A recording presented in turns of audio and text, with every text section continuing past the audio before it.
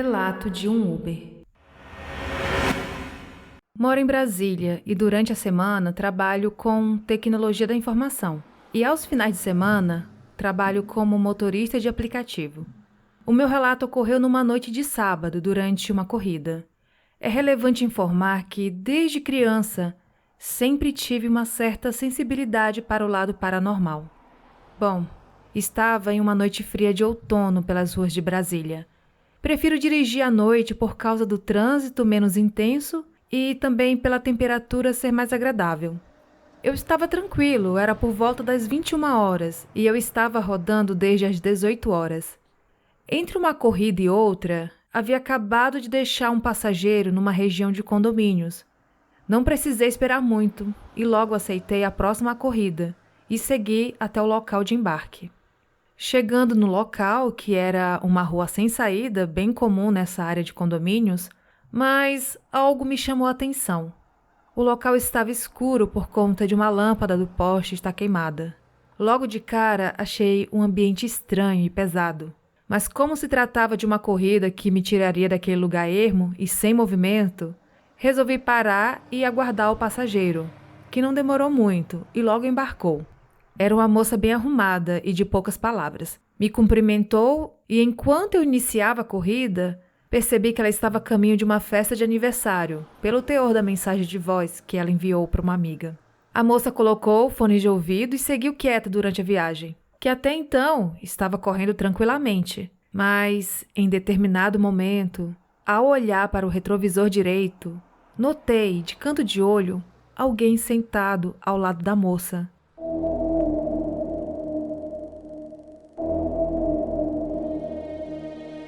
Naquele instante, eu pensei que ela havia mudado de lugar. Daí, eu olhei para o retrovisor central e visualizei uma silhueta escura e alta, pois o topo da cabeça ultrapassava a altura do encosto de cabeça do banco. Numa fração de segundo, através do espelho, corri os olhos onde a moça estava.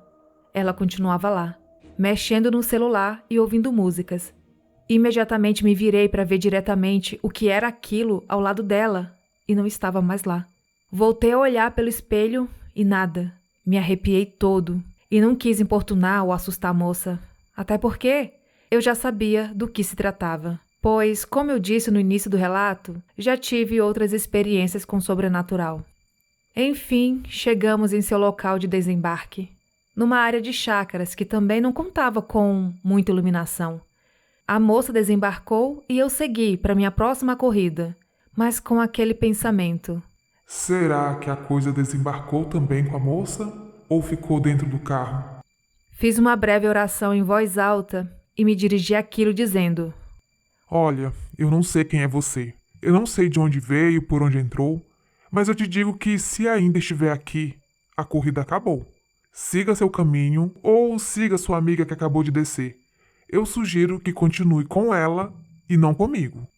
Segui até o local de embarque do meu próximo passageiro e, volta e meia, eu olhava para trás, só para garantir que aquilo não estava mais lá. Recebi esse relato no e-mail e foi enviado pelo Geraldo.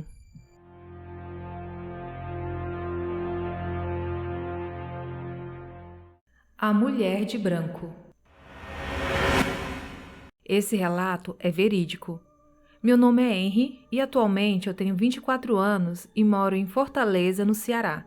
O que eu estou prestes a contar aconteceu comigo por volta dos 17 anos, em 2017 ou 2018, não me lembro muito bem. Tenho vários primos, mas tem um, em especial, que eu sou muito ligado desde criança. Eu tinha o costume de dormir lá na casa onde ele mora com meu tio, o pai dele. Eles moravam em um apartamento que era um daqueles imóveis do programa Minha Casa Minha Vida do governo federal, com 2 andares. O apartamento tinha a sala logo na entrada e dela dava para ver a cozinha, que ficava à esquerda. Tinha um corredor que dava acesso aos quartos. No fim do corredor havia o quarto do meu tio e ao lado direito desse quarto havia o quarto do meu primo, que ficava de frente ao banheiro, que era do lado esquerdo ao quarto do tio.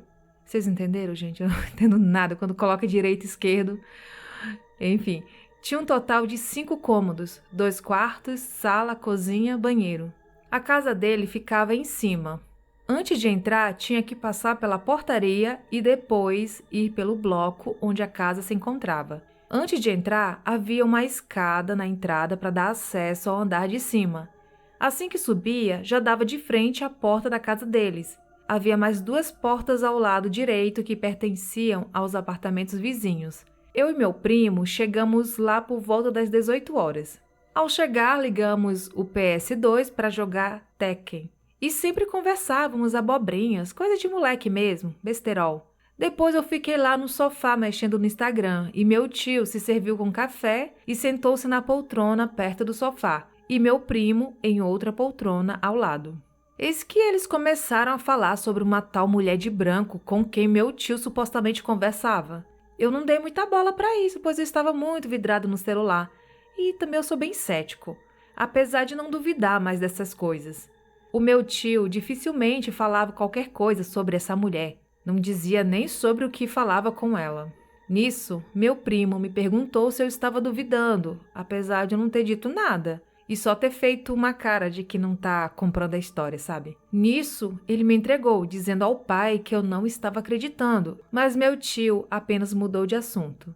Eles ainda passaram um tempo conversando ali ao meu lado. Depois de algum tempo, eles já haviam ido dormir. Só estava eu na sala, deitado no sofá, ao lado da janela. Quando comecei a perceber, de canto de olho, algo muito branco passando para lá e para cá.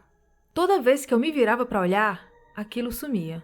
Eu estava até pensando que era um deles, mas, como eu disse, eles estavam dormindo e aquilo estava do lado de fora. Todos do condomínio também estavam dormindo. Não havia ninguém lá fora. Estávamos no 2º andar. Também não tinha nenhum varal com roupas estendidas, no caso de alguém pensar que poderia ser isso. Fiquei bastante assustado com a visão. Dei um pulo e fui correndo para o quarto do meu primo para dormir. Ainda da janela do quarto dele, eu estava vendo aquela coisa branca passando para lá e para cá. Não sei como, mas eu fechei os olhos e dormi. Eu não tenho esse costume, mas no meio da noite aconteceu de eu acordar e eu ouvi um barulho de batidas na porta do quarto. 3 batidas que se repetiam compassadamente. Em silêncio, acordei meu primo, empurrando ele para lá e para cá, até ele acordar. Mesmo estando sonolento, ele acordou e eu fiz um sinal perguntando se ele estava ouvindo aquilo. Ele acenou confirmando. Aquilo ainda continuava batendo na porta, em pequenas pausas, de 3 em 3 segundos mais ou menos. Nisso, nos levantamos e ficamos de frente para a porta. Perguntei para ele bem baixinho se era o tio pregando peça, mas ele logo disse que não, até porque o pai dele já tem mais de 60 anos e não é de fazer coisas tão infantis assim. Ele é muito legal, mas ainda assim é um pouco sério demais para fazer isso. Então combinamos que no final da batida eu giraria a chave e ele abriria a porta. Fizemos isso e assim que a batida estava terminando, abrimos a porta e só havia o corredor, totalmente escuro. E a porta do quarto do meu tio estava fechada, trancada.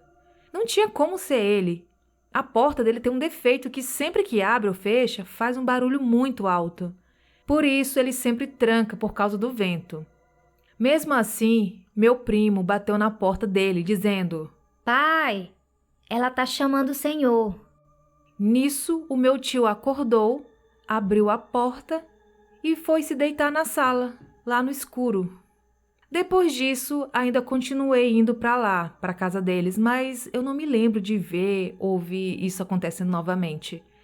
Só sei que não foi coisa da minha cabeça, porque meu primo tocou a maçaneta da porta. Ele também sentiu aquele tremor de cada batida que aquela criatura dava. Acredito eu se tratar de um demônio com forma de mulher, de véu longo e branco. Recebi esse relato no e-mail.